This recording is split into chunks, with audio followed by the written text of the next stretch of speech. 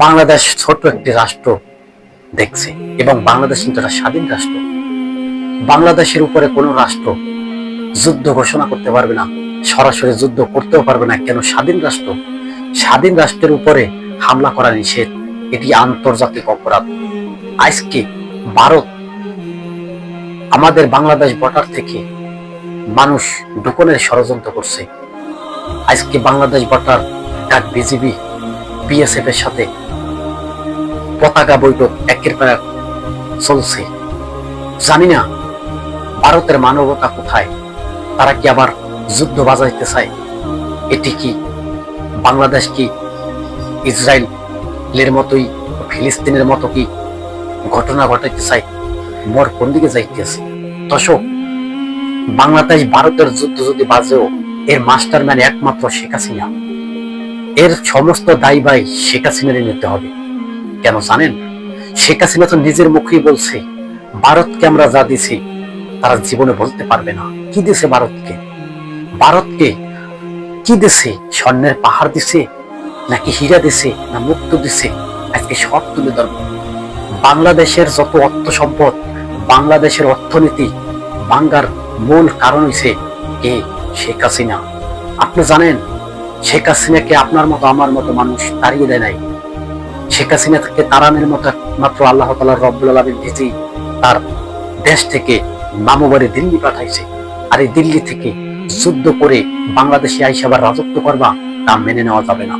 দর্শক, বাংলাদেশের ভিতরে এই সমস্ত স্বৈরাচার জানি আর কোনোদিন আসতে না পারে। আজকে জানেন বাংলাদেশ ভারতের ভিতরে একটি দ্বন্দ্ব সৃষ্টি করে দিয়েছে এই শেখ হাসিনা। আমরা চাই এই শেখ হাসিনাকে দ্রুত বাংলাদেশে এনে ফাঁসির ব্যবস্থা করেন। তারেক রহমান, ভুলে যাইয়েন না খালেদা জিয়াকে কতটা বছর জেলখানায় বন্দি করে রেখেছে। খালেদা জিয়া এখন জীবিত থাকতো, তাকে জেল খাড়াইতে খাড়াইতে তার আয়ু শেষ করে দিছে। এবং আপনারও মনে থাকা উচিত, আপনার উপরে অনেক নির্যাতন চালাইছে, হামলা চালাইছে এই শেখ হাসিনা। তাই এত তাড়াতাড়ি আপনি ভুলে যাবেন?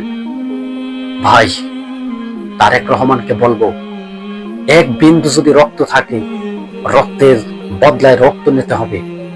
বাংলাদেশের ভিতরে যারা যারা মানুষের উপরে নির্মমভাবে অত্যাচার করছে তাদেরকে বিচারের আওতায় আনতে হবে। না হয় বাংলাদেশে 18 কোটি মানুষ আবার জেগে উঠবে, আবার বাংলাদেশে নতুন রাষ্ট্র কায়েম হবে। তাই বলবো প্রধানমন্ত্রীকে, আপনি যদি জনগণের পক্ষ হয়ে থাকেন, আপনাকে আমরা সারাটা জীবন চাবো। আপনি যদি জনগণের বিরুদ্ধে চলে যান, মনে রাখবেন আপনি কিন্তু টিকতে পারবেন না। আজকে শেখ হাসিনা আয়নাঘর বানাইছে মানুষকে খুন গুম করার জন্য। শেখ হাসিনা এমন এমন ইচ্ছাশিকদারের মতো বন্দি পাঠশালা বানাইছে, তা বিশেষজ্ঞরা রিসার্চ করে মাথায় হাত তুলে দিছে। কোন বাংলাদেশ, কোন বাংলাদেশের ভিতরে আমরা আছি? আজকে বলবো তারেক রহমানকে দ্রুত শেখ হাসিনার বিচার রাষ্ট্র ব্যবহার করুন। যদি তার বিচার না করেন, এই সুযোগ আবার পাবে। আজকে বাংলাদেশ বিজিবি, ভারতের বিএসএফ একটি দ্বন্দ্ব চলছে। তাদের রাষ্ট্রের মানুষকে জোর করে বাংলাদেশ বর্ডার পাড়িয়ে ঢুকিয়ে দিতে চাইছে। ভারত কি বুঝাইতে চায়? বাংলাদেশকে কি দখল করতে চায়? দর্শক, সাধারণ জনগণের একটি চাওয়া, ভারত থেকে কোনো জনগণ বাংলাদেশের ভিতরে বর্ডার পাড়িয়ে